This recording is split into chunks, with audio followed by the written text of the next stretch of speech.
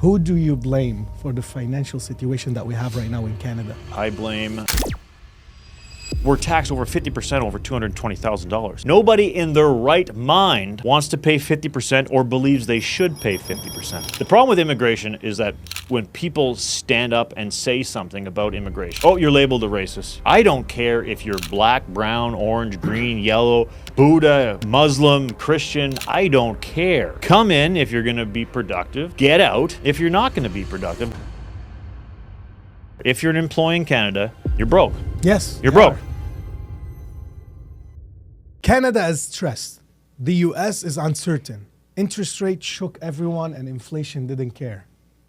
And now heading into 2026, people are asking one question quietly. Are we actually prepared for what's coming next? You've probably seen today's guest everywhere lately. Clips are going viral. Some of them are, yeah. Comments are exploding because someone finally said out loud what everyone is thinking about. Today, I'm sitting with the Brock Frost. Not to be confused with the other Brock Frost. No fear, no political spin, no everything will be okay talk. Just a real conversation about money, pressure, opportunity, and the moves in Canada and the US need to start thinking about, and the moves people in Canada and the US needs to start thinking about now if they want to survive in 2026. Let's get into it. Brock Frost, give me a quick intro about who you are, your background. Well, you already said my name, so I won't say that again. 44 years old, from Cornwall, Ontario, real estate investor, private lender, massive traveler. I'm leaving again next week for 3 months. I leave every winter. I've been over 112 countries to date, financially free, and new political correspondent for Instagram. I love that. Where are you going? I just booked some flights today. I'm heading to Mexico for 2 weeks because I'm getting residency in 8 different countries. We can talk about that too. So I'm going to Mexico, then I'm flying to Florida, then Paraguay of all places, Barbados, and then wide open from there, man. Have you been to all of these countries? I've been to, yes, but Paraguay, that's why I'm going Paraguay. It's no taxes, but only 20 years ago once, so I'm going back. Barbados, I got residency there. I'm actually going there just to get my driver's license, actually, in Barbados to set up something. And Mexico, I've been a bunch of times, but I'm going with a bunch of friends. So do you have plans while you're traveling? You're going for fun or for... I'm an adventurer. I don't sit still. I don't relax. I don't do these vacations. I go to other places and I explore. You mentioned you're financially free. In my opinion, depending on what your definition of financially free is, but financial free to me is, using money to do whatever you want every day. And if that's the definition, then certainly I am. Are you still working or are you retired? Absolutely, because who wants to retire? What are you going to do? I don't like golf that much. People here's the thing with retirement. I think actually the word retirement is it's such a scam. Like if someone says, I can't wait to retirement, you know what that says to me? It's like, do you hate your job that much? Are you that unfulfilled by your work that you cannot wait? You're counting down the days in your calendar so that you can do crosswords in your chair? I know. What a scam. My work fulfills me. The concept for me is working when you want, with whom you want, and when you want. But you need work. It's part of one of the biggest things in life for fulfillment is having passionate work. I never want to give that up. The people that I always hear they want to retire are the people that couldn't do the fun stuff when they're working because they couldn't afford it, and they're waiting until they're 64 so they can get their pension so they can actually start enjoying life, and that's so depressing for me. But it's also not going to happen. Like, people think that you think life begins at 64. To think that, oh my God, when I'm 64, all the things I'm going to do. When someone says, I'm going to start traveling when I'm 64. I go, no, you're not. I mean, do you travel now? They're like, well, no, because I don't have time. I'm like, you think you're automatically going to become a world traveler when you're 64, when your health is on the decline? I'm going to travel when I'm 64. Why? Because I'm a traveler. That's part of my identity. If you work in a crappy job that you hate, counting down the days till you leave the office every day, you're a fool if you think you're going to be a traveler at 65 automatically. That's just something you tell yourself to get you through the monotony of your job. What is a country that you haven't been to and you really want to visit? Australia, man. You haven't been to Australia. I know. I just came back. And? I've been twice. Sydney is like Ottawa. Okay. The people are like nice. I don't know, fake nice or nice, but they're nice, welcoming. Yeah, yeah. You I will like see, Ottawa. I like Ottawa. I love Ottawa Yeah, too. just for the record, I like Ottawa. You'll see about 200 ethnicities there. Mm-hmm. It is busy. It's Ottawa with beaches, Yeah. right? And I've been to Queensland, which Mm-hmm. I would really suggest you visit. Mhm. It's beautiful. I went to Queensland to a town called Townsville. Townsville, okay, creative. There's no high buildings, not so Yeah. many cops on the road. Yeah. The driving is easier because if you're driving in Sydney, speed cameras every single that's where. annoying. And if the speed limit is 60, at 61 you get a ticket, not at 69. And there's demerit points with the speed cameras, not like here. Right, so you get demerit points. yeah. It's brutal. That is I don't brutal. like driving in Sydney. I never drive. Yeah, that's brutal. You know, I have a lot of cousins there, so whenever you go, I'll take care of you. You got a lot of cousins everywhere. Just like huh? how I took care of you when you went to Lebanon. I remember, like, Lebanese people, you guys have huge families. We do. We Yeah. do. We're everywhere. We The, spread the quick. average is 98 cousins. No, our family is like the smallest in our village, almost the smallest. But yes, Yeah. usually I love it. you have tons of. I love Lebanese culture. You Yeah. guys know how to party. You guys know how to, your family units are tight, man. As a pure Caucasian, we suck. We suck at the family parties. I believe so. Yeah, exactly. I believe No. so. Yes, Yeah, yes. yeah. All right, let's get into it, man. I have some good questions for you. Hard questions. I can't ask them to anyone. I know that Lay you're it not on me. afraid of controversy or truth. This Truth, is yeah. why I'm gonna ask. I'll Not ask afraid you of these truth. I like that questions. you said that. I'm not afraid to say the things that you said everybody is thinking, but nobody wants to say it because they're going to be labeled this or that. I'm like, no, let's say it. I'm gonna ask you a question. Actually, I don't have right here. It just Okay. came to Yeah. my mind. Who do you blame for the financial situation that we have right now in Canada? I blame nobody specifically. I blame maybe everybody collectively. You know, like, because here's the thing, is there's ways to better your life in every situation, right? My life has gotten better every year since I've been alive. And I'm just, because I make moves. I deal with the cards as they come, right? Are there problems in Canada? Yeah, there's problems in every country. But people who sit back and say, my situation is because of this person or this politician, or no. There's not one person, especially in Canada, that has unlimited power to create a situation. It is a collective group of people, thousands of people. So it's like a party's mistake? I mean, part of it is I blame the populace. I blame us as a collective society for letting things happen, right? And if you look at Canada over the last 10 years, right, it's like this death by 1,000 cuts. You know the story of the frog that boiled to death, Yes. right? He just like slowly just sat in this water and it got warmer and warmer and he just died because it was a slow, gradual death. It's almost in Canada, it's like, well, that was kind of weird. And we're like, okay, we turn our head to it and like, well, that's a weird tax, or that's a weird rule, or people are calling themselves cats now, and this doesn't look right, and now I can't say Merry Christmas, and now, you know, they're coming after my equity. I'm like, all these little slow things, but people don't do anything. They What let would it- you have done differently if you were the Prime Minister of Canada right now? You're trying to be politically correct, so Well- I'm trying to corner you now. Well, there's certain things that I base things on common sense, not just like, for example, immigration. I did a video on immigration. Yes. Immigration. The problem with immigration is that when people stand up and say something about immigration, oh, you're labeled a racist, you're labeled a bigot, right? Like, I have a problem with immigration on people abusing the system, people coming in that don't do anything. I don't care if you're black, brown, orange, green, yellow, Buddha, Muslim, Christian. I don't care. Come in if you're going to be productive. Get out if you're not going to be productive. That includes Caucasians. That includes Christians and atheists. If you're useless, get out. Our immigration policy was so loose because if you look at the intent was there. The intent was bring people in and we will all contribute and make society better. That's a utopic thought. But without proper screening and due diligence, we let everybody in. So who do you blame, the immigrants or the system? I blame the system.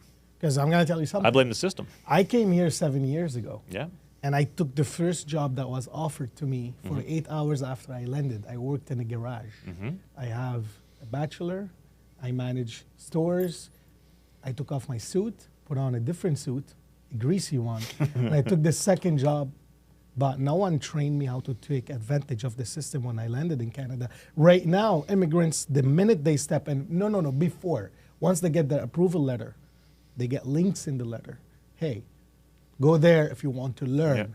And they literally teach you how to take advantage. I hire first comers, and they're entitled as much as you are as a Caucasian. It's bad. But this is not their mistake. They came here to work hard, but we're teaching them how to be entitled. Correct. I don't blame you. It's like if there was a country, I'm not going to name one for the sake of being labeled. If some foreign country, they said, Brock, come on in and we'll give you a few grand a month. I'm like, I'll take it. Exactly. I don't blame them. Exactly. It's the government. It's the system, not even the government, because the system is bigger than the government. The government is who's in power today. The system is the infrastructure. The mechanisms and the rules and the culture now that allows this to happen.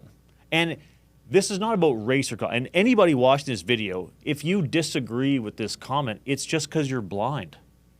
Nobody can say we have an amazing immigration policy. We clearly do not. We do not. Are there great immigrants? Yes, of course there are. And then so I hate people say, like, I'm an immigrant, I work hard. I'm like, good, welcome, come on in. I'm talking about the other ones. Yeah. I'm talking about the mass. And let's make it clear. Canada needs immigrants to survive. Everywhere needs immigrants. Exactly. and especially here, because they don't want to do the shitty jobs. They want to get paid $30 an hour to make a coffee, but they want to pay $2 for the coffee. It doesn't make sense. We need affordable labor to be able to have affordable prices. But if you don't want to take these jobs, be happy that we have immigrants coming in to do it. But the people are coming in, they don't want to do it. Here's the thing, no matter what kind of degree you have, first 1 or 2 years when you immigrate to a new country, you have to kind of start from scratch. You do, man. Unless you're a doctor or whatever. But other than that, you have to start from scratch. Yeah, it's a sense of entitlement that's not just with immigration, but overall in Canada. There's this sense of like, everybody deserves everything. And now it's like, it's well known, like immigrants coming in, as you mentioned, like, why are you entitled? No, if you want to come in and we give you the opportunity, the privilege to come to Canada, you're going to take what we give you to start. Other than strengthening the immigration policy, what would you have done differently if you were the prime minister? You mean when I'm prime minister? No, just joking. You never know. Healthcare. So I actually... Healthcare. Yeah. So yesterday I did a video about my private healthcare experience. So I decided... for my own personal, I'm a health conscious person, so I went through this full assessment with private healthcare in Ottawa. So I booked this one-time assessment. It's $3,500 or $3,450, and includes like everything: blood, ultrasound, all your organs, vision, hearing, heart exams, dietitian, physiotherapy, physical, on the monitors, everything. Private, and it was amazing. What did you find out? You're good? Well, I'm 100% healthy, yes. Like everything checked out perfectly. But what I was more interested in is like knowing about this option in Canada, because our system is terrible. And anybody says, that's one thing as a traveler, and I've been over half the countries in the world, people are like, Canada, they got free healthcare. Like, our system is awful. It's terrible. People are like, yeah, but if you really need, yes, okay, if I have a bullet wound in my head, I can go to a doctor. Yes, I can do that. Okay, I agree with you. Other than that, it's awful. Have you ever been to a hospital here? 15-hour waits to just get a prescription. And the doctors, because they're so overwhelmed, next, it's an assembly. They're rushing out the door. And I don't blame the doctors. I don't blame the nurses, just like I don't blame the immigrants. I blame the system. So with private healthcare, we need a hybrid model. We need private options for people that want to have private healthcare, that can pay or want to pay or whatever. Because when I went to that private clinic, what happens now? I'm not in the public system, right? That's one less person taking up space in the public system. I'm still paying my taxes towards public health care, but I chose on my own accord to pay my own personal money towards private health care. When you fly, I'm flying to Mexico. Today you can fly economy, you can fly first class. You can go to a steakhouse. You can go to a crappy restaurant. You can buy a very nice suit, a very nice watch. You can shop at Tip Top. There's choices. By having a hybrid system, it frees up the backlog in the public system, which is absolutely awful. So that's another policy I would do immediately. More private. How would you fix the Canadian economical issue right now? Well, Canada right now is... And here's why I'm asking these Yeah, questions. yeah. Because I hear people complaining about Mark Carney, Prime Minister Justin Trudeau all the time. Well, what would you have done different? That's why I'm asking this question. Yeah, I don't ever blame, again, I'm not saying you're blaming No, but a them. prime minister, somebody wants somebody to blame, right? So the Yeah. prime minister is always going to get blamed in every country and for the rest of time. They signed up for it. Exactly. They signed- Even come if on. they do a good job. someone's Correct. gonna say It's just something. so that's just it's on deaf ears. I don't say Carney is the worst thing ever. He ruined Canada. No, he didn't.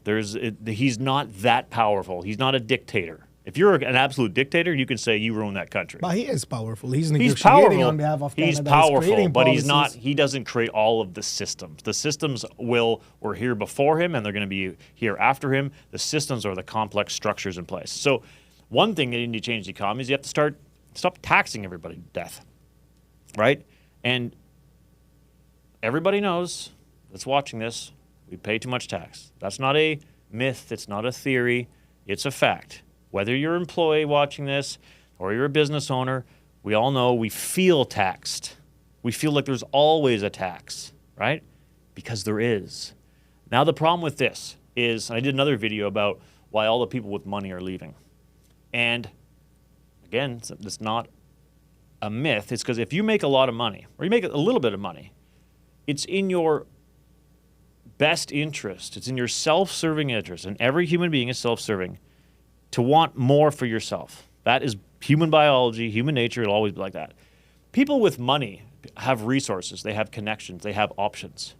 So if I just relate to myself personally, I believe in paying tax to a limit.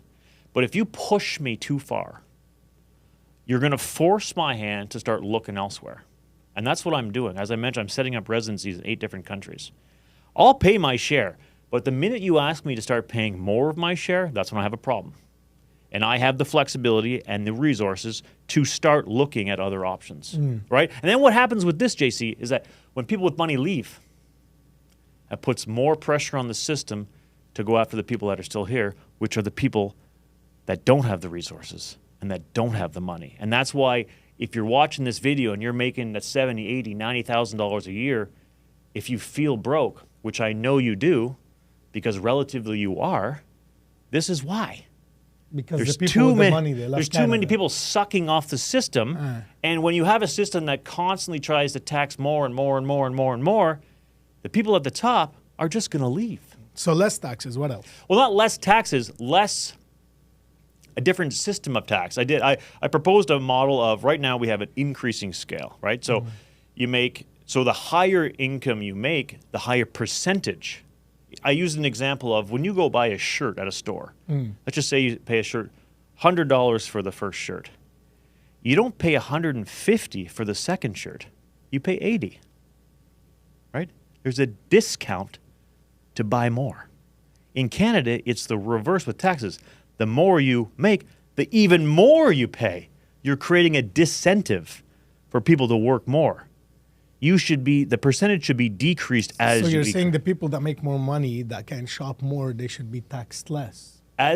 not tax less money, tax less percentage. So tax less. Correct. But it still equates to more money for the system. Just like if you buy one shirt for $100 and a second shirt for $80, the second shirt was cheaper, but you still spent $180. There's more money in the system. Right now, we're taxed over 50% over $220,000. People that are in that range, what they do is they either set up companies or they go offshore, look for other alternatives. Why? Because you're forcing their hand.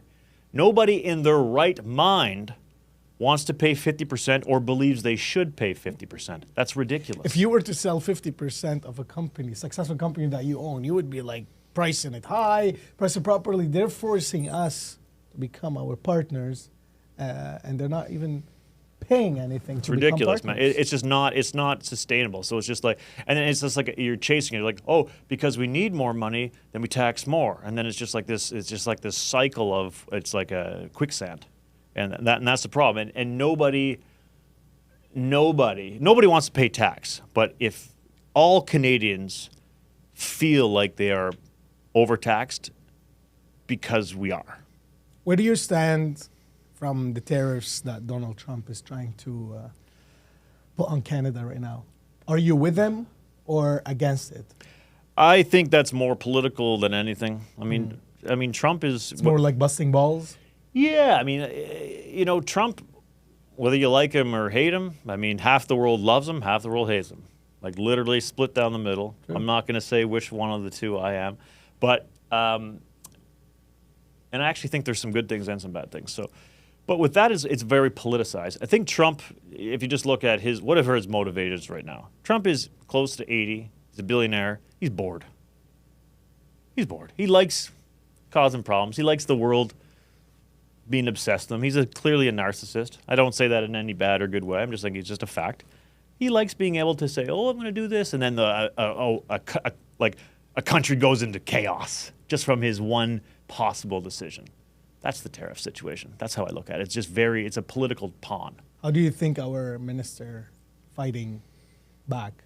Do you think he's fighting back properly? Which one? Are you talking about? Mark Carney. Is he fighting back properly? He's not doing a terrible job. I mean, he was elected on facing Trump, but Carney is also. He's a smart guy. I think.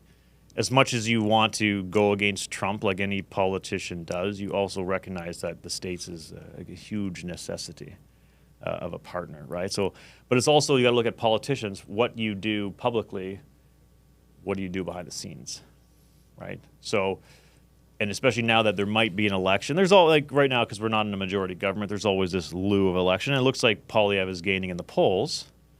Especially Does it? He just lost 3 ministers. I know, but now he's gaining in the polls because of this floor crossing, right? Because people are not really big fans of this floor crossing, myself included. I think it's a bit.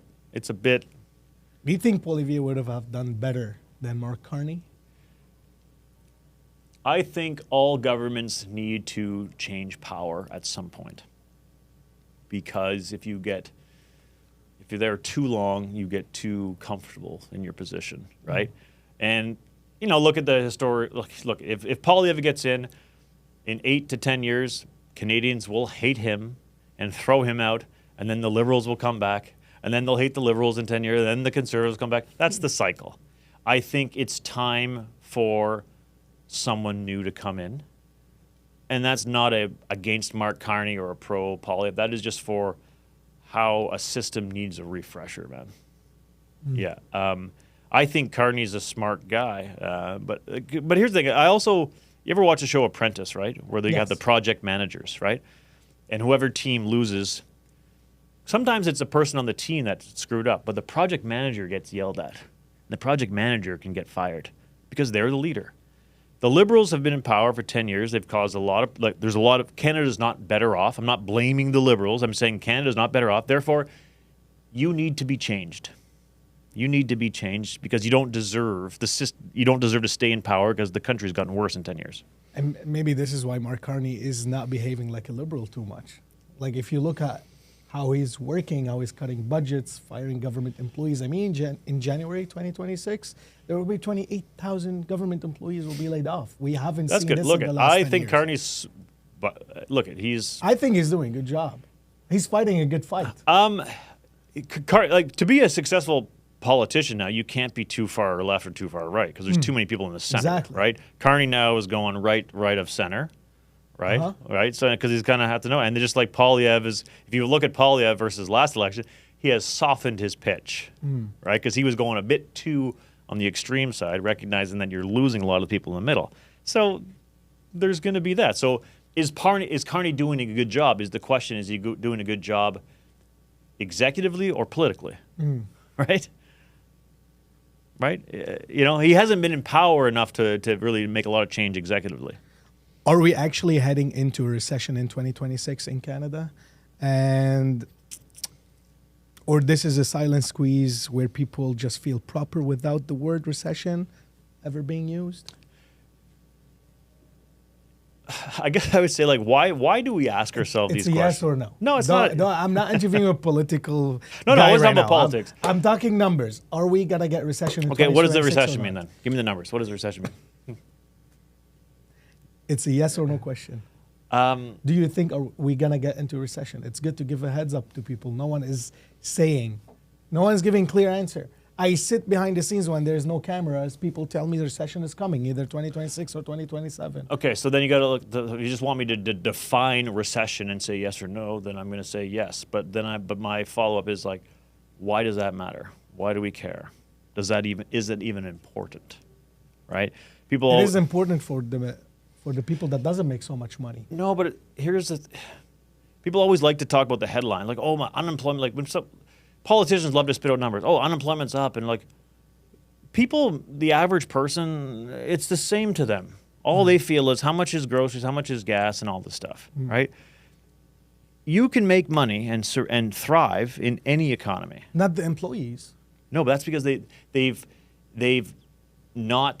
wait for this perfect time to make moves, right? You just said you came yourself, you worked in a garage, you've hustled, you made a good life for yourself because you took action, right? But I was an employee just for a short period. No, but There's you people weren't- here that they're employees and they've been employees for 10 years. They got to do And- something else. If you're an employee, I've said it before, if you're an employee in Canada, you're broke. Yes. You're they broke, are. okay? Whether it's a recession or not, it's because employees, if their incomes go up, for example, with the 2 to 3% a year, it's not faster than the cost of living, right? So every year that you wait for that perfect time or the perfect market, and you're asking yourself, like, what, I feel poorer this year. That's because What should they do? Get They a ha- second job? they a have side to hustle? start a side hustle or investment. And that's, I say all the time, like, investing is no longer about thriving anymore. It's about sometimes surviving. But you can't invest in an economy like this where your salary is not enough for you to actually buy a house. I'm not even saying a house. I believe that everybody has a opportunity to better their own situation, regardless of your scenario, right? And if you say things like, I don't make enough money or I'm too busy, that's on you. I refuse. I just fundamentally disagree with the concept of you can't better your situation. I just do not agree with it. I agree that some people have a bit better head start. Some people might have better cards to play with, but everybody, including someone living on the street, can better their situation. And you guys got to make a decision to go for it or not, and recognize that, because if you don't, you're just going to get priced out. And there's people now that have been waiting for the recession to end or all these headlines that have watched the ship sail away. The reason they can't make a move now, JC, is because they've waited too long. Their income ain't going up the same rate as the housing, as the cost of living. So they're going backwards despite getting a raise. And they just say, okay, one more raise and I'll be there. One more raise and I'll be there. But it's getting further away. These people need to make moves. You need to look at when I work with a client, I say, let's look at what of our options are. Because everybody has an option. Everybody. I don't, to say, it's against the economy, that's victim mentality. I don't support it. Canada versus the US. By 2026, which country is positioned better economically? And why should Canadians actually care about that comparison? U.S., for sure. And that one I would say it's because of overall policies. Canada's becoming, it's too socialist, man. And socialism works to an extent, but not too far, right? Where the States, the U.S., is a bit more pro-business. And I'm not saying this from a perspective, I'm a business person, so it's all self-serving. But the problem is if we go too far socialist, that means you're taking too much from the business owners and the people with money, and you're forcing them to look elsewhere. The States has really good incentives for business owners, which, and again, keep the money in the economy. So, and why do we care? It's our biggest partner. So with all of these fights that they're trying to have with powerful countries, the U.S., Yeah. do you think they will still be positioned in a better position than Canada in 2026?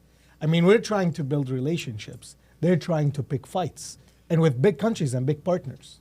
So you think they will back up from the fights, start building relationships? Because I don't see them winning that much in 2026 if they keep on trying to pick fights with big, powerful countries. But the problem, I mean, that's, in my opinion, that's kind of like utopic thoughts in that we all want to see the bully go down. We do. That's kind of human nature. Right? I'm not saying I want the No, bully I'm to saying, go but down. I love the U.S. No, I don't say love you. the I mean, and culture. just I think people Yeah. want to see the bully go down, but then people also want to side with the bully because the bully's the bully, and the bully's strong. The States has been picking fights with people since 1940. But they were fighting with them. They were taking advantage of the Middle East weak ones. But now they're going after, like some people, they do very strong trades with them. Do you know how much fruit and produce that comes from Mexico to the U.S.? But that's more political. And like they pick fights just to see a reaction, knowing that these countries will still want to deal with the States because the States has 400 million people and it's the biggest world economy. Yeah. So it's like you got to look at what are the optics of a scenario, but when it really goes behind the scenes. And you think is this a good time for the U.S. to pick fights? Is it ever a good time to pick a fight? I mean, Sometimes it is when you have a lot of money. And I don't see time. that. I don't see that as any real change in my own life. Whether they're picking a fight with this country or this country, there's always opportunity to better your own position, right? So I'm not one to sit around like, oh, because the U.S. is going after this country, I should hold off. I'm like, no, I focus. You can make money and thrive personally in any situation, any government, whether conservatives or liberals in power, or Trump's in power, or Trump's at war, or not at war. There's always angles. So stop focusing on what's going to come Correct. next. And Like start why focusing on you. What can you do? You can always do something in every climate. In every climate. And I find it just it's such victim mentality to blame your own life and your own situation on the liberals, on Mark Carney, on Donald Trump, on your neighbor, on business owners. Do something for yourself. It's on you. The world doesn't owe you anything. But here's the thing. I come from a third world country. And this is okay for us. We know that we need to have 3 skills and a full-time job and, put the gun in someone's face sometimes to just take their money to survive. But people come to Canada and to the U.S. so they can live a calmer life, get a full-time job and just survive off of it, invest a little bit of money, retire. So you're saying that the first world country is changing to a third world country where people have to work 12 hours a day, not see their kids to be able to survive? Well, I wouldn't use your words in that we're a third world country, but I do believe that the mindset is changing. Yeah, I mean, I fundamentally do not support the concept of getting something for nothing. With the exception, if you're born disabled or a victim of massive abuse. But if you are just lazy, you make excuses, I do not support anything being given to you. And I understand why people would maybe not agree with that. Fundamentally, you get what you work for. I get it, but there's a Canadian dream and the American dream. Well, the American dream, become a millionaire. The Canadian dream, get a government job and be able to survive and invest some money. And this is changing right now. That's not my dream, and I'm not. Someone posted on commented on one of my posts. They're like, "That's not very patriotic." I'm like, with respect, my job is not to fulfill your needs, But the fact that they made that comment shows you that the mindset is like, we deserve this. Like, why do you deserve this? It was promised to them 3,000 years ago. And I don't care if you came from another country or you're born here. I know a lot of people, some of my friends from high school that are lazy. I'm like, and they have that mentality. I'm like, white Christian, so it's not about race. It's about it's about laziness. You don't want to work, that's fine, but don't expect me to pay for it. And that's the problem I have, is that the taxes that go up and up and up for people that actually contribute are going to the lazy. They're going to the people that think that they're entitled so that they should steal from the system because that's how Canada is. Well, if that's how Canada is, then I'm not going to be here. I think the people that doesn't know the Brock Frost needs to know this. So I'm going to ask you this question. Have you ever been broke? Yeah, of course, man. How old were you the last time you were broke? 30, 32, and I'm What- 40. I'm 44. What did it take to make a comeback? Choice, decision. Give me more technical things, All right. because like people hate these answers. Oh, I had Sure, to sure. change my mindset. Blah, blah, blah. How many fucking hours did you work? What career did you choose? What was your strategy? What did it actually take? Well, so I'm 44. When I was 30, I actually bought my first house, like literally at 30. So I had zero at that point. Zero. But you had a house. Nope. I bought my first house at 30. Okay. So I was traveling from 25 to 30. I won some money playing blackjack, and I traveled for 5 years, Okay. living the traveling hippie hostel lifestyle. Came back at 30, had no money. I'm like, well, can't be broke now because I got to do something. I think I saw this Yeah, story. You yeah. convinced an old lady to give you the cash. She owned the house. Well, a few of them, right? So Yeah. I literally at 30, I decided, okay, I'll become a realtor. I don't know why. Just I'll become a realtor. And I Either marketer or realtor. Well, I mean, I knew from. Well, that's the Canadian way, right? Market, a realtor, a government job, right? But I just knew that I couldn't do the 9 to 5. Just from traveling, I knew I had to be free, like, choose my own course. You got the freedom disease. Freedom, yeah, yes. freedom. So I actually saw this. Speaking of Donald Trump, I saw one of his books, The Art of the Deal. Now, and I picked it up, and I'm not reading because Trump's a great author, or I was obsessed with Trump. I just said, oh, I'll read this. And I just like, okay, I'm going to start getting You the guys real kind estate. of look alike. You're just slimmer. You're both tall, gingers. You also like Russians. Wow. I like everybody equally, man. I discriminate against everyone. I mean, I'm you joking. know which way. So I get it. I know what you're saying. You're into Anyways, quickly, I'll fast track the story. I just decided, okay, I buy a house. So I bought a house, no money down, used a line of credit. I'm like, okay. And I just like started working with a broker. This is like 7 years before I became a mortgage broker. Can I do another one? Bought another one. And I just made a decision to start buying properties. So from 30 to 33, I bought 20 properties. They're all in Cornwall. They're like junk slums. Like one property was like 40 G's, one was 90, 150, 130. But I had no choice. That's what I could do at the time. And then 3 years, so from 30 to 33, I bought 20 houses, and I was living off the income. And I was like, okay, I'm a baller, man. Like.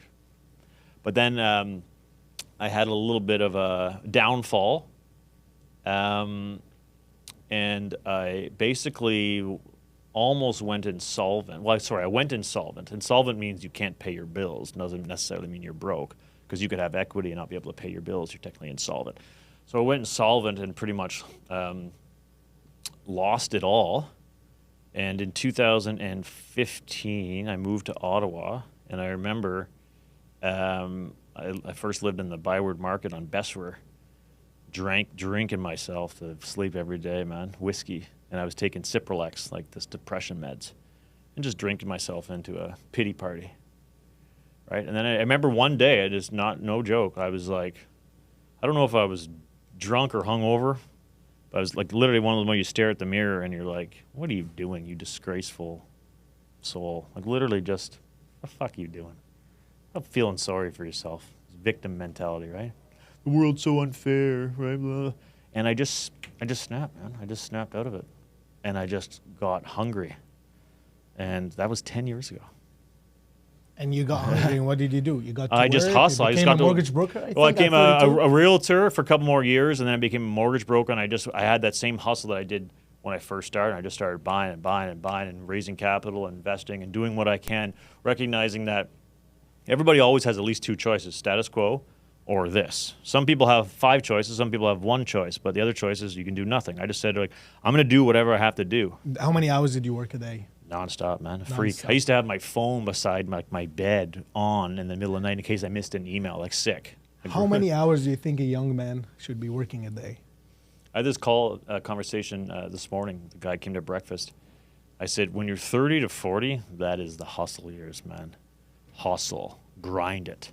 30 to 40, not 30. 20 to 30 or 20 to Well, 40. the way I look at my bet, 20 to 30 is for just kind of figuring a little bit about yourself and for making all your crazy mistakes. Like traveling, getting drunk, and just, So it's okay to do this 20 to 30. Yeah, like people like, oh, I'm like 22-year-old coming to me, I'm like just it's okay to make it. It's almost guilt-free mistakes in your 20s Yeah. because you're young. Have some fun. 30, it's like you should have that out of your system. Let's go.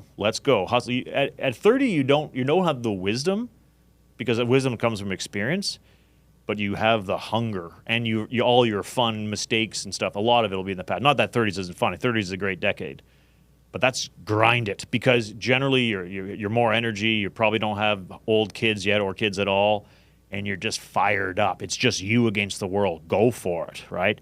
Hit that decade. I hit that 30 to 40 decade hard, and now at 44 today, most of my income is just derived from investments on all my hard work, and then like just kind of like. But it's because of that decade of grind. So if you don't grind in your 30s and you wait till you're 40 or 50, that's on you, man. When people that come to me like, "Oh, I'm 55, I can't do it. There's not enough time." Like, that's your fault. That's your fault. You worked 8 hours a day. Do not blame Mark Carney Yeah. for you not making a decision. The liberal. I'm like, like it's okay to put your government. Like, hold them accountable, but don't blame them for your inaction. You're going to love this one. Yeah. Someone messaged me and I didn't answer in like 3 days. Okay. And they got really upset. Was it a girl? Why didn't you answer? Why didn't you answer? I'm like, I'm busy. Yeah, I'm busy. I'm busy too. I work 50 hours a week. That's what she said, what they said. I'm like, I started laughing. So I actually called her. Okay. I'm like, did you really say, I'm busy too, I work 50 hours a week? Yeah, well, and I know where you're going. You work, yeah. I don't track the hours. Yeah. I wake up, start answering emails, do the calls, You do what you gotta do. and until I fucking sleep. And do when what you I'm gotta- sleeping and thinking of work, and at my age, I think everyone should be doing this. Do I have fun? Yes. Of course, I've Val. traveled to 28 countries. Do I have fun? so I'm far. I'm leaving for 10 weeks and next Exactly. week. Like, Yesterday at the gym also, I saw a guy. He's talking to his friends. He wants to go to do military and blah, blah, blah. And I'm like, man, okay, good. Because he wants a comfortable life. I'm like, it's never going to be comfortable unless you want to be a loser. So if you want to join military or any employment and just like come back home and don't chase higher positions and don't chase to become a CEO or a manager or a captain, whatever, it's never going to be comfortable. So people really like in Canada, this is the Canadian dream, be It's- comfortable. Well, So they here's the have thing. to change their dream, I think. well, here's what I say. If you want a mediocre life, that's fine. You don't have to be a billionaire or a CEO. If you want a mediocre life and you have a mediocre life, good for you. I applaud you. The problem is that if you have a mediocre life and you talk like you don't want it, but you do nothing to get there, that's the problem. It's like, I'm here. This is where I need to go. There's the path, and you don't follow the path. Shut up or get on the path. But like, I know people that are very simple and uber content. Great. Amazing. It must be nice to be content with a simplistic life. I can't do that. I'm not wired that way. But if you're content, like, who am I to say you shouldn't be content, right? Are you investing only in real estate right now? No, I'm selling a lot of my real estate, but I still have a lot of real estate. I'm heavily invested in private lending too. My company Capitus does a lot of private lending. We pay investors 11% straight return.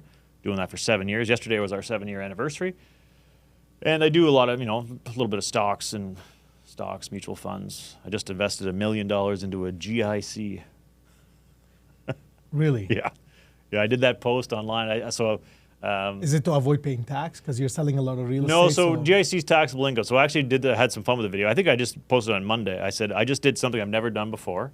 And I literally invested $1 million Canadian into a 1-year GIC at 3.3%. And I said, why do you think I did this? Why? Well, I'm curious. so this is going to be the answer, actually. If you have a private lending company and you pay people 11%, why didn't you put the $1 million in your own private company and make 11%? It's a very good question, JC. Why didn't I? I try sometimes. I tell people, I said, I'm crazy but not stupid. So there's always a strategic point behind the scenes. So a couple of benefits or a couple of reasons. And this will be the answer. So we can post this on the post that I did and said, here's your answer. Deal.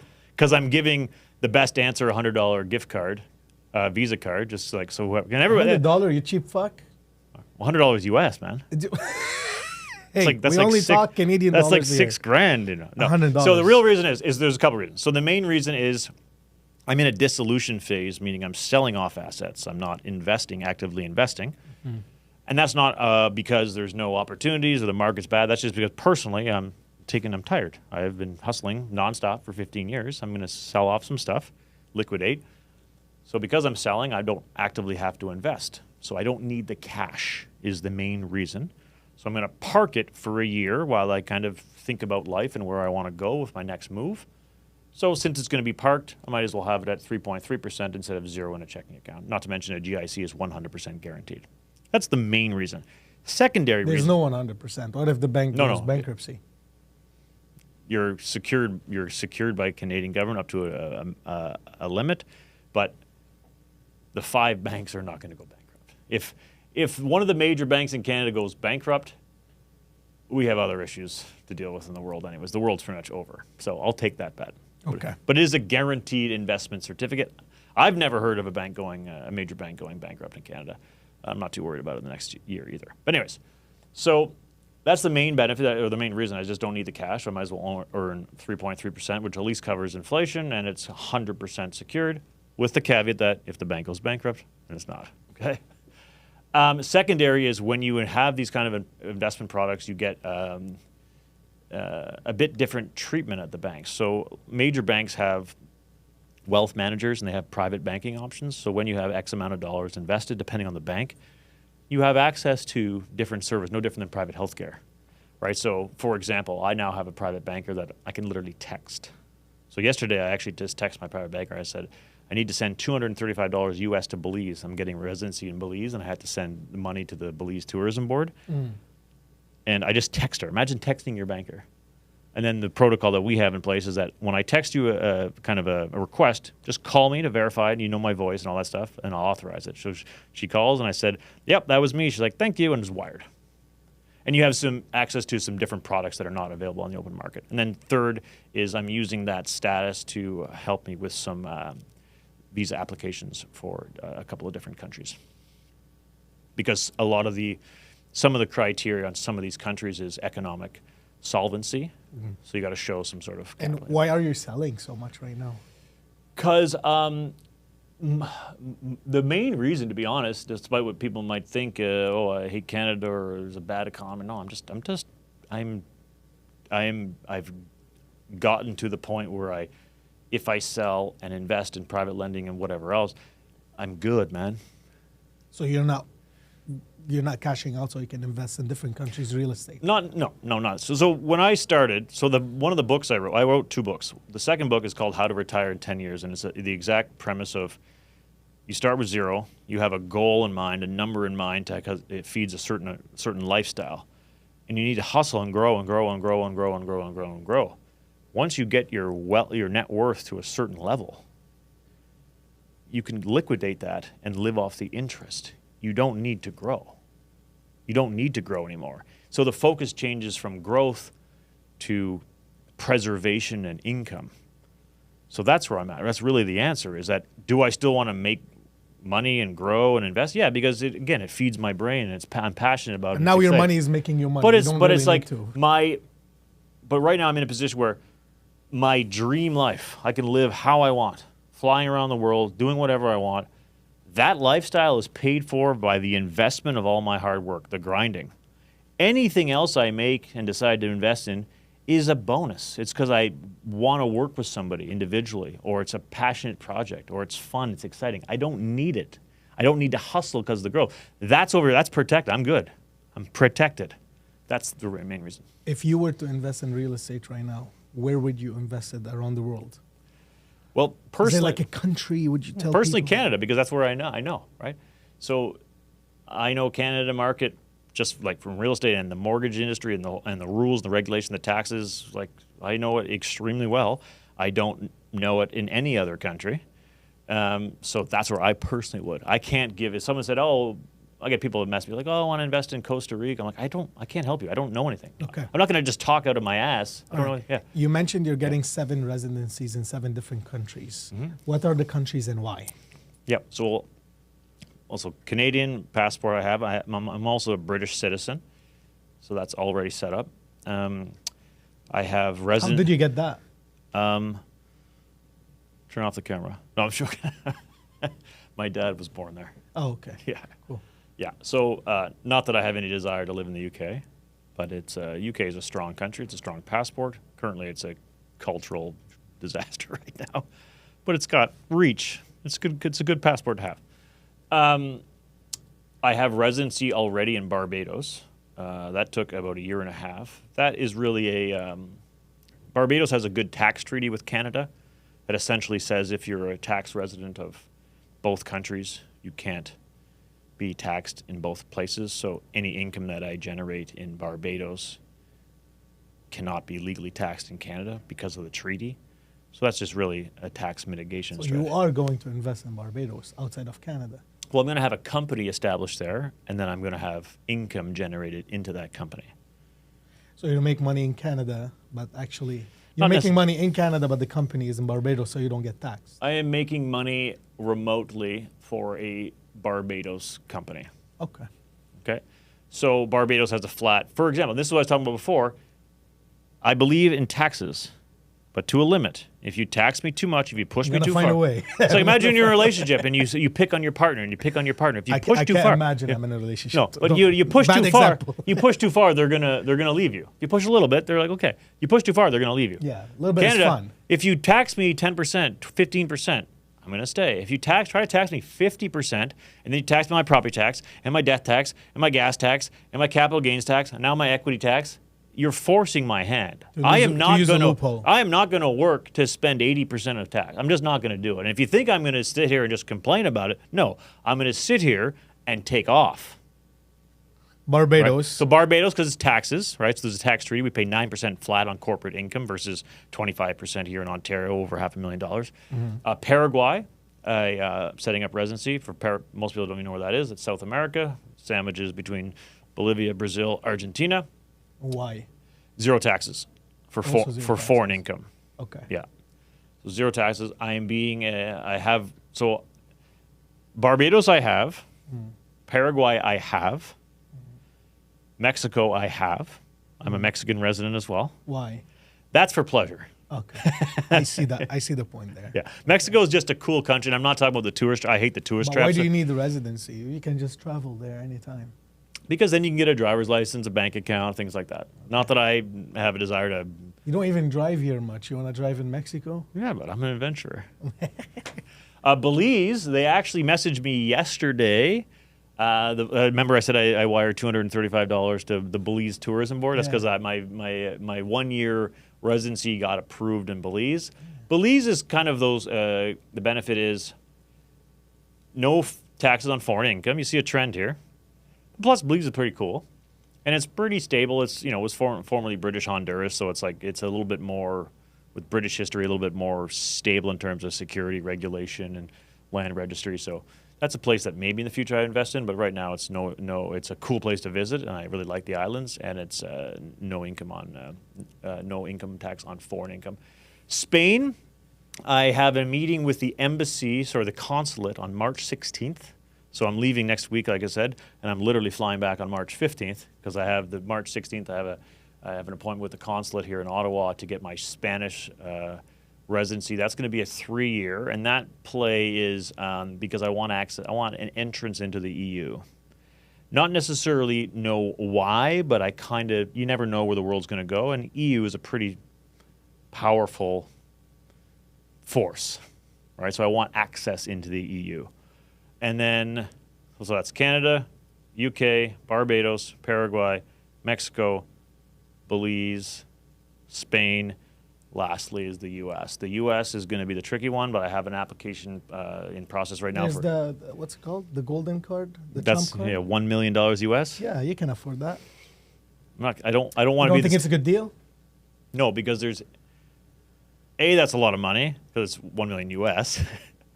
B, I don't want to be in the U.S. that bad, and C, you have access through other means without investing. So I'm doing what's called an L1 application, which is for foreign executives. So foreign being anybody that's not American, so Canadian being foreign, that has a company that they want to establish essentially a branch of their business in the States. And there's an application on bringing that business there. So I'm looking at bringing my private lending company, Capitus, into Florida. That's why I'm going to Miami on January 11th. So that is in process. It's you have to provide market study and a business plan and stuff, but that doesn't require $1 million US investment. So that's the 8 countries. The question is, why not Dubai? Because it has similar taxes. Dubai. You just don't like Arabs? I love Arabs. Yeah, I know. I just told you, man. Just fucking with you. I saw him one time in Dubai. We bumped into each other. I mean, we saw Amber's birthday party, man. I mean, you guys know how to party, man. Like, Arabs are no. So why not Dubai? The real reason, the time zone. I can't function. You just like to be comfortable. Well, I can't function 13 hours ahead. Like it's a weird. So when I'm running because I'm still working and investing. I'm running my private lending. Did you company. like Dubai when you went? Dubai is not my favorite place in the world, but it's so unique that you can't not visit Dubai. It's like saying you have to visit the Eiffel Tower and Buckingham Palace and the Golden Gate Bridge in New York City. You have to go, whether you love it and want to go back. That's a different thing, but you have to see it. Dubai is the only man-made 10-star resort city on the planet. It is fascinating for what it is, but I'm not rushing to live there, and primarily because it's the time change. I can't function. I'm waking up at Isn't Paraguay also? No, 1 hour difference, man. Really? Yeah, that's South America. Okay. Because when I went to Argentina, I think the time difference was very big too. Well, it's one or 2 hour difference depending on where we are in the Canada's time saving. So it's 1 or 2. 2 I can function. I can't you're. And you speak Spanish. You don't speak Arabic. I don't. That makes sense. No, not yet. Yeah. You speak some good Spanish and Portuguese too. I've seen Portuguese, some videos. yeah, and French and my German's not bad, but Arabic is Shukran Habibi. That's all I got, man. Everyone knows these two. But that's all I. And But what else do you need, bud? It's like thank you and I love you. It's like thank you and you're amazing. Right? Thank you and you're amazing. That's all you need to survive, for sure. I feel connected to you. How did you like Lebanon when you visited? Lebanon. And you don't need to exaggerate because you're my guest now. I don't have my guns. Yeah, on Lebanon's the best country in the world. I know. No, you know what? Lebanon was those countries that's a surprise, where it was so much more Mediterranean than Arabic. It was beautiful. It is mountainous. It's green. I went to a beach and then I drove to a ski resort. I'm like, what country in the world can you literally see a beach from a ski resort? Did you feel safe? I did, but I'm a bit crazier than most. If there was bombing in the south of Lebanon when I was in Beirut. Did you hear the bombing? You could hear in the distance, but I'm like, is it at the hotel? No, I'm good. When you were on the street, did someone try to rob you, take advantage of you, steal your money? No. I felt. Did you have bodyguards? I had your cousin driving me around. You were setting me up for that one. But you see, a blondie can survive in Lebanon, so you should always try to visit man. that I remember place. getting a shawarma. It was like about this long, man. I'm like, what? Yeah, $2-3. Dude, it was crazy, man. Yeah, no, great country. It was beautiful, and it's not what I expected. Just with the coast, the coast, 100%. You gotta go back. But I want to go back with You gotta go back with me. Well, I got to go back with half of Ottawa is from Lebanon. Let's get a. I'm fun. Well, you are fun. You are fun. Oh, yeah, no doubt. Every year I take a non-Arab to Lebanon. I did that 4 times, 4 years in a row. And what I do is I take them to Dubai, and then I take them. You go to Lebanon. Batroun. We go everywhere in Lebanon. Batroun if they give me 4 days, I take them to half of Lebanon. 7 days, I take them to all of Lebanon. It's nice, man. And man, they love it. I go back to Lebanon. Yeah, I would go back to Lebanon. I would go back to Lebanon. Yeah. Lebanon is one of those wow, that's beautiful. Did you go to Byblos? I went to Byblos, went to Batroun, Beirut. I went to and then. We took you to the north, I think. The north, I remember seeing that sign. You're 45 kilometers to Syria. I'm like, let's go. I'm like, and your cousin was like, no. We obviously were translating through the app, but I'm like, can we go to Syria? He's like, exactly. I'm like, can we go to Syria? I'm like, he's like, you probably can now. But I would. I'm like, I'm crazy. Let's go, man. It's awesome. Yeah. I'm a big fan, Brock. I'm a big fan of yours. I'm a big fan. You're hardworking. You're bold. Thank you for coming on the show. Thank you for being honest. I hope it gets 7 million views, man. It can. Yeah. It can. If you answered the first couple of questions directly, but you were politically correct, unfortunately. Which we'll ask them again. Ask them again. Ask them straight up. Ask me a hard question. You want me to say the real answer? The recession, you tried to get away from it. Which one? If we have a recession coming in I 2026. wasn't trying to get away with it. I was just more or less like saying, how do you define recession? Like you personally, how do you want me to answer it? Like out of Wikipedia definition, or recession as in like world panic, or recession is how does it affect me personally? Like that's what I was actually Not you asking. personally. I'm talking. Listen, I made this podcast, not just this episode, to help the people that want to achieve something someday. And now they're at a situation where it's not very pleasant, and they need to know if there's a recession coming or not for them, not for you. Okay, here's Because you my can answer. get 7 residencies Here's my and answer. get away with Here's it. my answer. Yes, there is a recession coming, in my opinion, but my follow-up point is that should not matter. That should not prevent you from making moves. That should not prevent you from looking at your options to better your own position. Keep chasing. That's okay. People make money in recessions. People make money in booms. Sure. So the fact like it's a recession right now, I'm like, my question is, who cares? What does that have to do with you making a move and bettering your life? That was my whole point. Okay. I like this answer. Yeah, brother. yeah. So thank you for coming. Shukran. I'm gonna be watching. your journey from far. Hopefully, invite me to some of. You're these invited countries. anyway. When I travel, I'm like, here's my You're itinerary. invited. Well, you are. Are you fun to travel with? I'm really fun. But you're not drinking anymore. Still fun though. It's not fun. I don't drink 75 days. You know what of I the tell year, about but booze? I miss the 3-drink buzz. That's what I miss. 3 drink buzz. You The can't 3 drink 3 drinks and stop. Maybe I could now because it's almost been 2 years, but Yeah. I don't miss the going past that. I like my 6 drinks buzz. 6 drinks. 6 drinks. Okay. I can still drive. I can still drive. Allegedly, hypothetically, don't. Hypothetically. I've said worse shit. I've said Hypothetically. worse stuff. But no, honestly, if I get like 6 vodka sodas, that's my drink when I go out. I like vodka soda. Yeah. Not like 6 wine. That's a bottle and something. I'm fucked then. But 6 vodka sodas, I can still have fun. That was my and I'm drink. not hangover the second That was day. my drink too, vodka soda. I don't feel You hangover don't- the second yeah, day. you're good. You're I feel- almost hydrated. Exactly. And I drink water in between each drink and still have a lot of fun. But I find it like to travel with someone who doesn't drink. Majid, I traveled with him. He only drank when the drinks were for free. Oh, that's only not- one time. And the second day he was fucked. He only Here's had the- like 4 drinks. I've had 10 drinks in 20. I've been sober for 21 months. I've had about 10 drinks. Well, actually, I've had exactly 10 because I've counted them. So I'm not afraid to have a drink in the right moment. It's just, but I don't want to be that sloppy mess anymore. No, you don't. I never. So, I never look at drink it- until I'm messed up. To say I'll never drink again, I can't make that argument. But if I know I can go be out and go have a casual drink without like let's go out and like forget life. Like I don't want to do that guy again. But if I want to go out and have let the music feel you, a couple of vodka sodas hitting you, I could probably be down with that.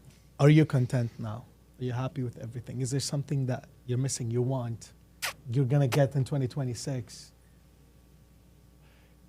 I'm always just the person that wants to be better in every department of life. I just did this health exam because I want to be as healthy as possible. I want to be as financially free as possible. I want to be the best friend. I want to be the best brother. I want to be just a good athlete. I want to be a good trial. I want to be the better version of myself. So next year is going to be the continuation of just bettering myself. Are you gonna get on the Hierarch shit trend and stuff? Like everyone I know now is doing the Hierarch challenge. Are you gonna do that? That's too? a bit too. Do you drink matcha? I did in Japan 2 months ago. I went to a tea ceremony. Did with you matcha. like it? I did that too. It was disgusting. It's green tea with dirt. It's like eating grass. Yeah. And they made you shake it like this. Yeah, It's like I'm like yeah, it's some things. It's like people that say they like kale. I'm like, no, you don't. You eat it. No, you don't. No, you eat it because it's healthy.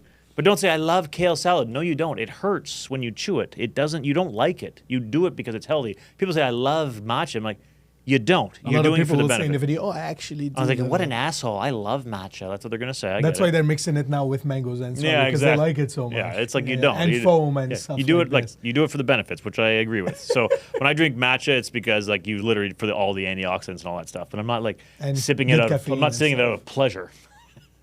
I see. All right, man. Thank you so much. Shukran. Ahlan.